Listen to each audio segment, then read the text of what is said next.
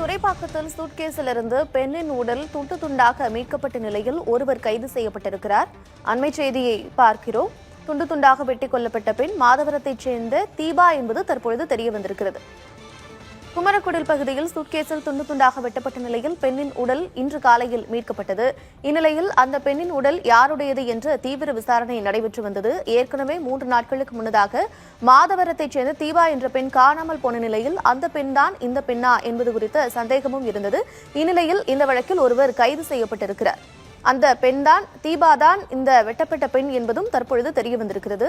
அண்மை செய்தியை பார்த்து வருகிறோம். சென்னை துறைப்பாக்கத்தில் சூட்கேஸிலிருந்து பெண்ணின் உடல் துண்டு துண்டாக வெட்டப்பட்ட நிலையில் மீட்கப்பட்டது. இந்நிலையில் அந்த உடல் மாதவரத்தைச் சேர்ந்த தீபாவினுடையது என்பது தற்பொழுது தெரிய வந்திருக்கிறது. இந்த வழக்கில் ஒருவர் கைது செய்யப்பட்டிருக்கிறார். அண்மை செய்தியை பார்த்து வருகிறோம். விவரங்களோடு இணைந்திருக்கிறார் செய்தியாளர் ரமேஷ். மாதவரத்தில் 3 நாட்களுக்கு முன்னதாக காணாமல் போன தீபாதான் இந்த வெட்டப்பட்ட பெண் அப்படிங்கிறது தற்பொழுது தெரிய வந்திருக்கிறது. எப்படி இதை உறுதிப்படுத்தினாங்க? கைது செஞ்சிருக்கிறவர் யாரு? விவரம் என்ன? அதாவது இந்த சம்பவம் நடைபெற்றது, அதாவது இந்த சூட்கேஸ் கைப்பற்றப்பட்ட இடத்திலிருந்து ஒரு 100 மீட்டருக்குள்ள போலீசார் வந்து சிசிடிவி காட்சியெல்லாம் ஆராயும் போது ஒரு வாலிபர் இந்த பகுதியில் இருந்து தொடர்பு இருப்பது சிசிடிவி காட்சிகள் மூலமாக தெரிய வந்திருக்கிறது. தற்போது நம்ம இருக்கக்கூடிய பகுதியில் தான் தற்போது காவல்துறையினர் முழுமையாக இந்த முதல் மாடியில் தான் தங்கி இருந்திருக்காரு. இதுல வந்து பாத்தீங்கன்னா நம்மளுடைய ஒளிப்பதிவாளர் கேசவன் உங்களுக்கு காட்சிப்படுத்துறாரு. தற்போது இந்த பகுதி முழுவதுமே காவல்துறை கட்டுப்பாட்டில் வந்து இந்த பகுதிக்கு தான் அந்த பெண்ணை அழைத்து வந்து அவர் குறிப்பாக கொலை செய்து சூட்கேஸில் அடைத்து கொண்டு சென்றிருக்கிறார். நீங்கள் பார்க்கலாம் அந்த காட்சிகளை. தற்போது காவல்துறையினரும் இந்த பகுதியில் இருப்பதை நம்மால் பார்க்க முடிகிறது.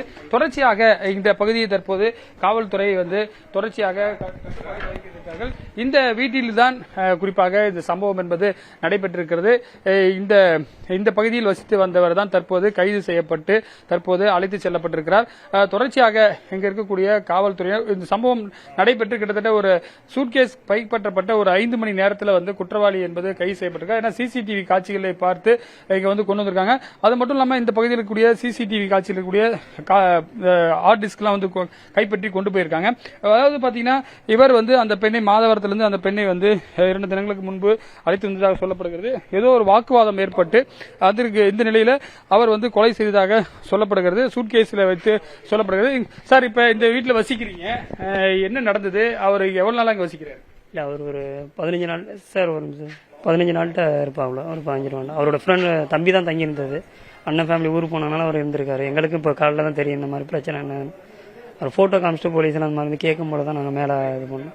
என்ன போட்டோ காட்டாங்க போலீஸ் உங்ககிட்ட? என்ன போட்டோ காட்டி? வீடியோ தான் நம்ம பர்சன் தங்கியிருக்காங்களா என்ன ஏது இந்த மாதிரி வீடியோ நம்ம இவர் போட்டோ அரெஸ்ட் பண்ண ஒரு போட்டோ காட்டாங்க. ஆமாம் ஆமாம், அதுக்கு வந்து மேலே இருக்காங்க அப்படின்னு சொல்லி பார்த்துட்டு அதுக்கப்புறம் போனாங்க. இவர் ஆக்சுவலா அவர் வந்து அவங்க அண்ணன் ஃபேமிலி இருக்காங்க, அவரோட வந்து தங்குறாரு. அவங்க ஃபேமிலி தான் மேல இருக்காங்க. மேலே ஃபேமிலி தான், பேச்சுலர் யாரும் கிடையாது.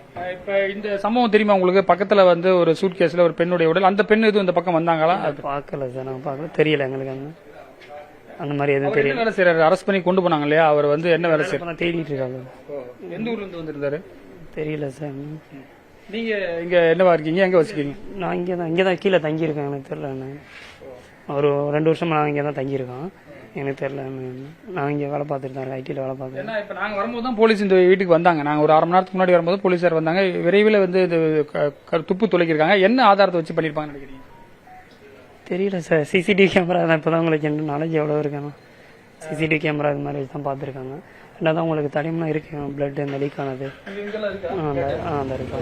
அந்த மாதிரி பிளட் இதெல்லாம் தடயம்லாம் இருக்கு இந்த பகுதியில் இருக்குன்னு சொல்றாங்க. ஆமா, பார்த்தா அந்த தெரியுது.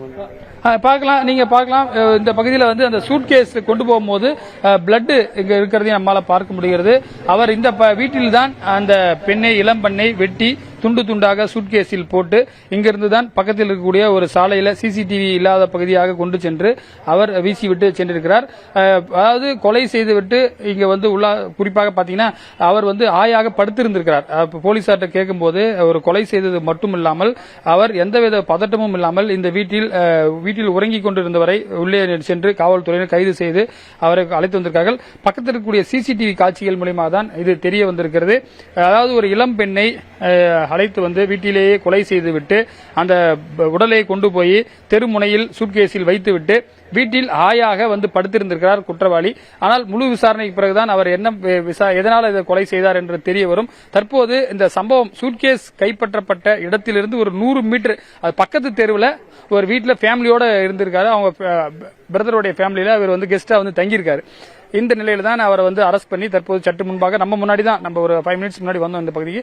அப்ப வந்து அழைத்து சென்று ஜீப்ல வந்து கொண்டு போறாங்க. இன்ஸ்பெக்டர் வந்து பிரபு தலைமையில வந்து சிறப்பு படை வந்து உடனடியாக அவரை வந்து அழைச்சிட்டு போறாங்க. இதுல இருக்கக்கூடிய பாத்தீங்கன்னா அவங்களுடைய உறவினர்கள்லாம் வந்து கதறி அழுதுட்டு இருக்காங்க.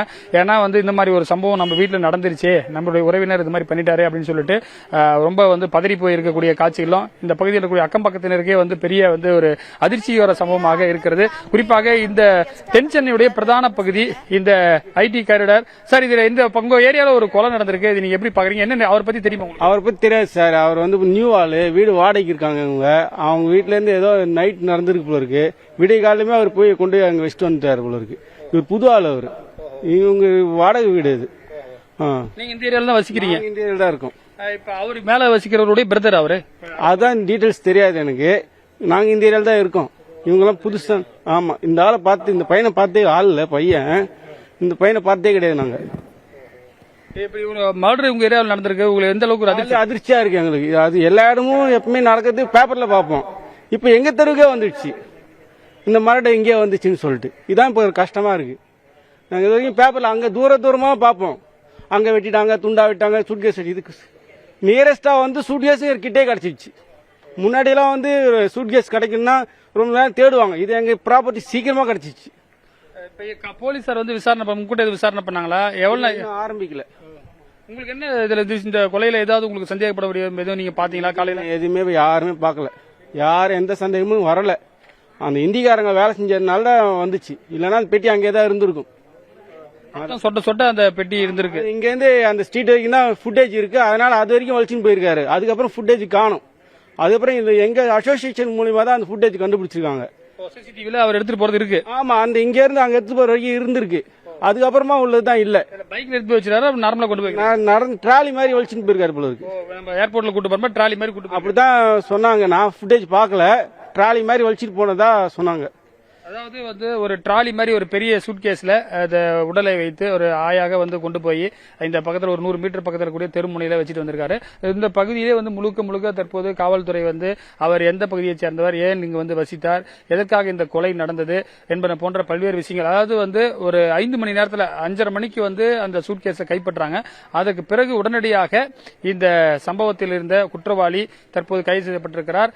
அவர் எதற்காக இதை செய்தார் என்பன போன்ற பல்வேறு, குறிப்பாக ஐடி நிறைந்த கிட்டத்தட்ட பல லட்சம் மக்கள் வசிக்கக்கூடிய இந்த சென்னை பகுதியில் வந்து குடியிருப்புகள் மத்தியிலே வந்து ஒரு இளம்பெண்ணை அழைத்து வந்து வீட்டிலேயே கொலை செய்து தற்போது துண்டு துண்டாக வெட்டி அதை வந்து ஆயாக ஏர்போர்ட்ல ட்ராலி தூக்கிட்டு போற மாதிரி வச்சிருக்காரு. அதற்கான சிசிடிவி காட்சிகள் எல்லாம் கிடைத்திருக்கிறது.